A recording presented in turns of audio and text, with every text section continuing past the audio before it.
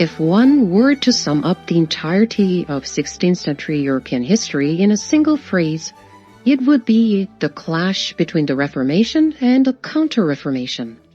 With the noble exception of the Italian peninsula, home to the ever-composed papacy, and Spain, which was enthusiastically Catholic enough for several countries' worth, the rest of Europe was having a spiritual identity crisis.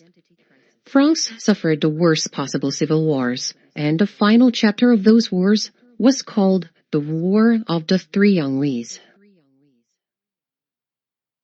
The spark that set off this particular powder keg was the untimely death of the younger brother of King Henri III, Hercule François, Duke of Alençon.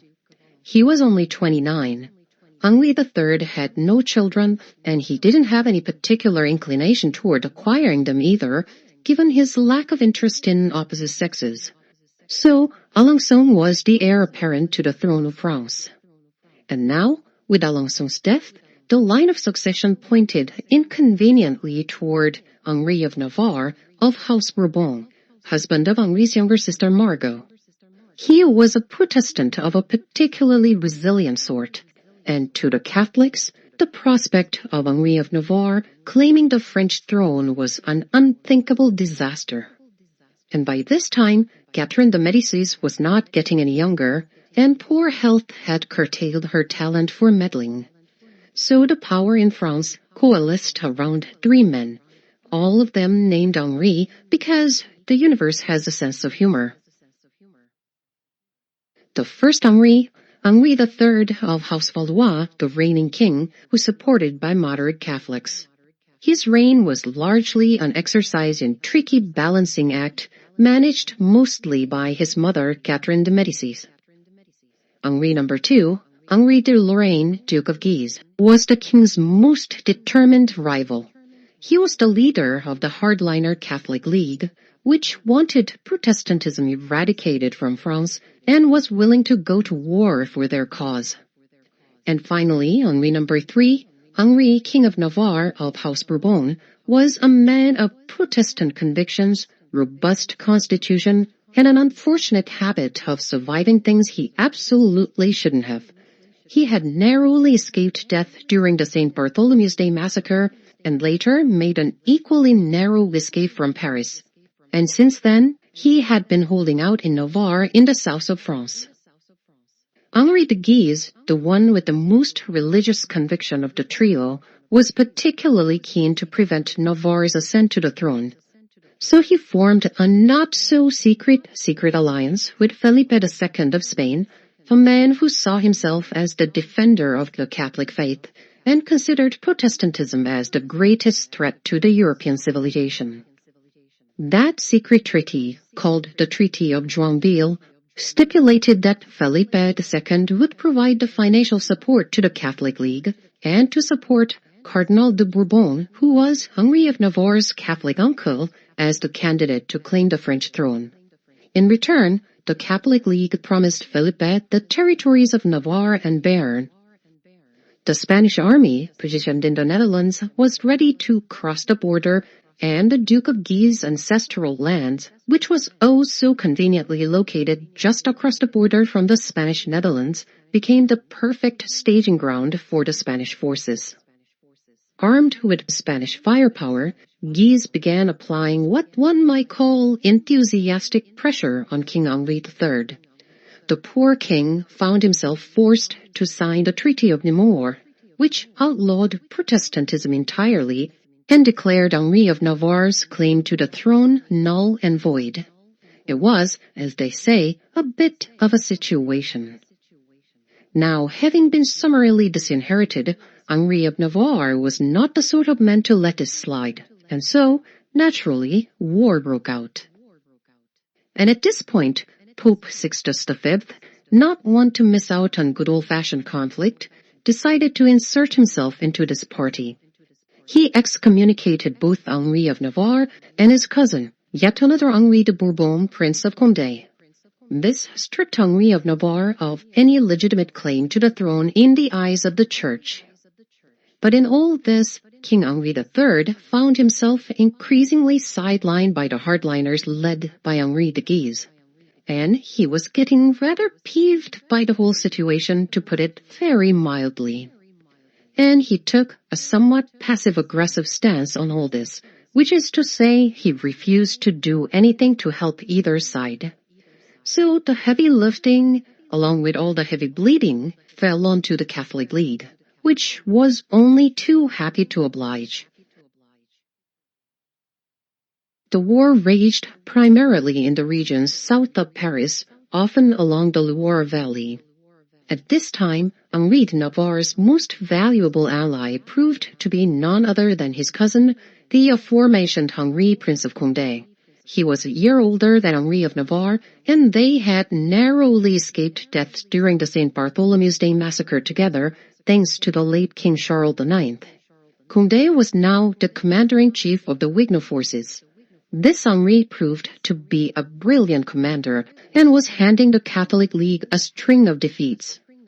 But with both Spain and the papacy enthusiastically cheering on and writing generous checks, the Catholic League refused to give up. The Huguenots were hopelessly outnumbered, and even with victories, their forces were dwindling with every battle. So Henri de Navarre decided that he cannot keep the full-scale confrontation going. Instead, he switched to guerrilla tactics, along with a rather effective propaganda campaign. And, as it turned out, Henri had quite a gift for PR. He proclaimed loudly and eloquently that the real cause of the Civil War wasn't domestic heresy or divine punishment, but Felipe II of Spain and Pope Sixtus V, a pair of foreigners who were trying to control France through the Guise. The Catholic League, he argued, was not defending France, but betraying her, armed with Spanish gold and Vatican dogma. Remarkably, this argument started to resonate with people. After years of war, the French public was growing wary. Many moderate Catholics started to come around, and sensing the change of public opinion, King Henri III extended an olive branch, or at least an olive twig, and proposed a ceasefire to Henri of Navarre, and peace negotiations followed. But peace in France during the 16th century had the lifespan of a mayfly. The Catholic League vehemently opposed, and the peace talk collapsed. Fighting resumed with renewed vigor. Then came a new twist. Foreign interventions, but this time on the side of the Protestants. Swiss mercenaries and German Protestant troops joined in the fight. For the Catholic League, this was a code red situation, but they handled it brilliantly. King Henri III, who had long been on friendly terms with the Swiss, managed to persuade them to pack up their halberds and go home.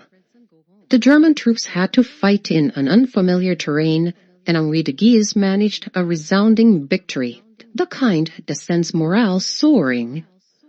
And just like that, public opinion swung sharply back in favor of the Guise. The Catholic League triumphantly entered Paris, and the Parisians welcomed Henri de Guise with enthusiastic cheers. It was almost like Paris was welcoming their king, and this was not lost on Henri de Guise, nor on King Henri III.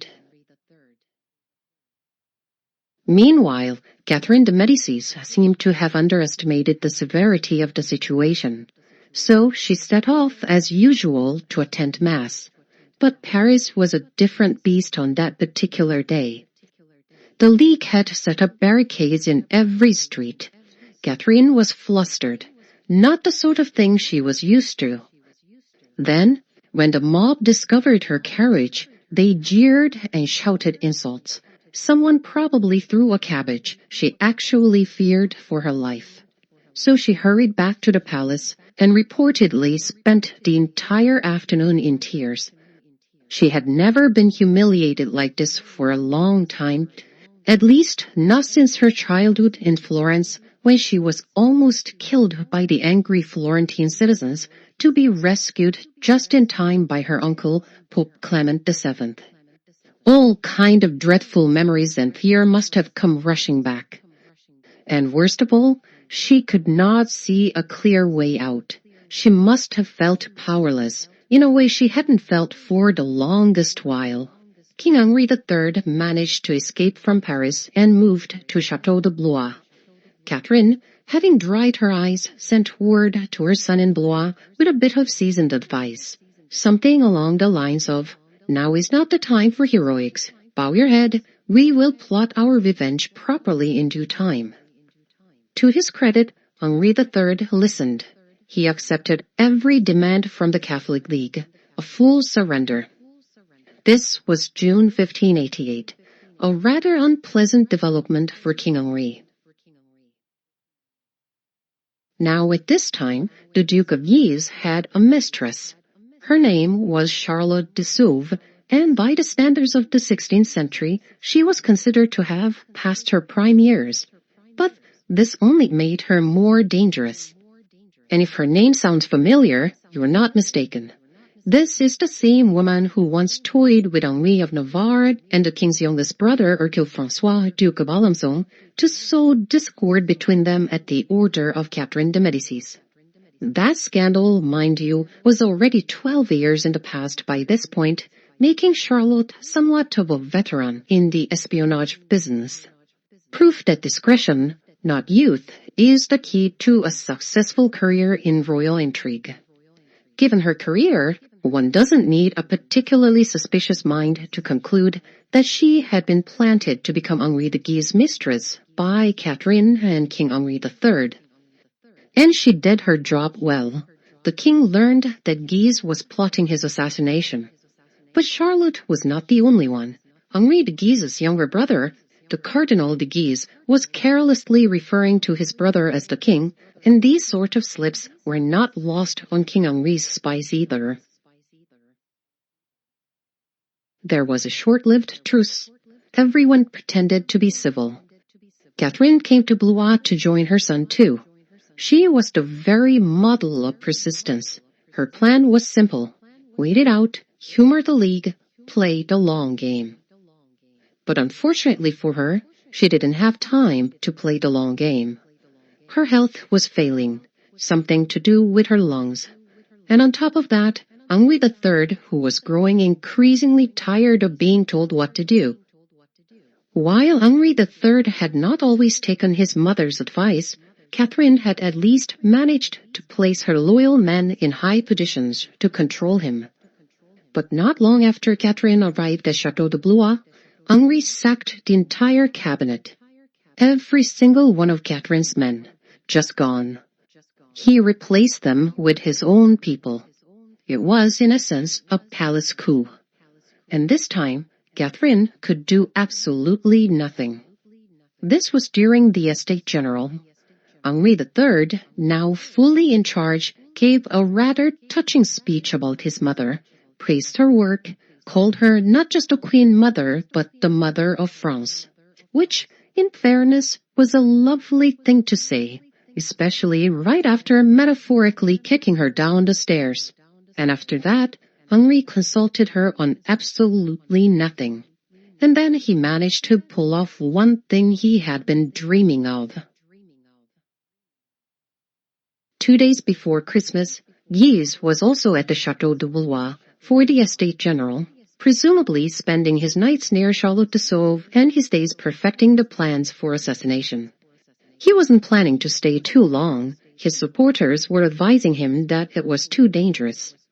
But Guise did not believe King Henri III would have the guts to actually lay a hand on him, since, after all, he had the Catholic League and public support behind him. So, when the king summoned him to king's private chambers in the pretense of discussing something, he didn't think much of it. But Henri III was far more desperate and far more volatile than Guise estimated. When Guise stepped into the king's chambers, the royal guards surrounded him. This was nothing unusual. Guise expected the guards to escort him to the king. What he did not expect was the guards to pull out their swords and stabbing him right there and then, with the king watching the whole scene. According to one chronicler, King Henri himself gave the corpse a royal nudge with his boot and said, "Well, he's dead. That was too easy." After the deed was done, Henri went to visit his mother Catherine, still in bed, still ill. He knelt beside her, all dramatic, and confessed, "Mother, forgive me, I have killed Guise. Now no one will chant Guise's name anymore. If I hadn't struck first, I would have been the one lying cold on the floor." A little late for parental approval, but at least he gave a report to his mother. Catherine, for her part, let out a single sigh. Not dramatic, not theatrical, just a quiet, weary puff of breath. Then she gestured for him to leave. No words, no lecture, just a flick of the hand. She didn't react then, but the stories say that she cried in front of her priest and said, "Oh, the poor boy, what has he done? Please pray for him. He doesn't know it yet, but he is rushing headlong towards ruin." Because Catherine knew. Of course she knew. She always knew. She spent a lifetime holding things together. Power, legacy, the Valois name, and now the whole lot was crumbling down. That finally broke her. About 10 days after Christmas, on January 5th, 1589, infection had spread through her body, and she died. She was 69. Her premonition proved accurate.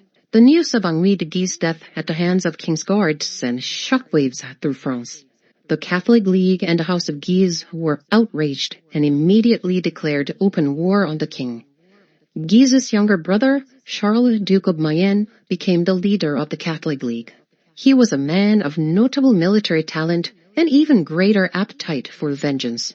And now he even possessed a righteous cause. And Henri de Guise was an immensely popular figure. Politically cornered after the assassination, Henri III turned to his old frenemy and brother-in-law, Henri de Navarre, and made him an offer. "Help me defeat the Catholic League, and I will guarantee religious freedom for the Huguenots." Henri de Navarre, never one to miss an opportunity, rallied his troops and joined the royalist cause. And sensing the royalist forces growing larger, the moderate Catholic nobility also began to join their side. So by the time this impromptu coalition began its march on Paris, the royal army had swelled to some 40,000 men. And the people of Paris, ever sensitive to shifting winds, began having second thoughts. Were we not perhaps a touch hasty in backing those warmongering Guise? Perhaps the king wasn't so bad after all. Public opinion is always a fickle thing, and it began to swing back in King's favor. As a result, the Catholic League suddenly found itself on the defensive, and in retaliation, they reached for an old favorite. Assassination. They found a perfect man in a fanatical Dominican friar. The friar requested an audience with the king, pretending to bear important spiritual matters. The king's security let the pious and quiet friar with gentle manners through. And once inside, the friar lunged at King Henri III and stabbed him in the side before anyone could react. The friar was immediately killed on the spot, but not before he could inflict a mortal wound on the king. Henri III lingered briefly and then died. The king's death plunged the royalist army into utter chaos just as they were advancing toward Paris. The whole campaign came to a shuddering halt, and both sides entered a tense military standoff. But now the pressure shifted to the Catholic League. With Henri III dead, France had no king. The rightful heir, by law and lineage, was clearly Henri of Navarre. Unfortunately, the Catholic League would rather swallow glass than accept a Protestant monarch. How the last Henri standing out of the three Henris resolved this and managed to become King Henri IV of France. We will see how that pan out in our next video.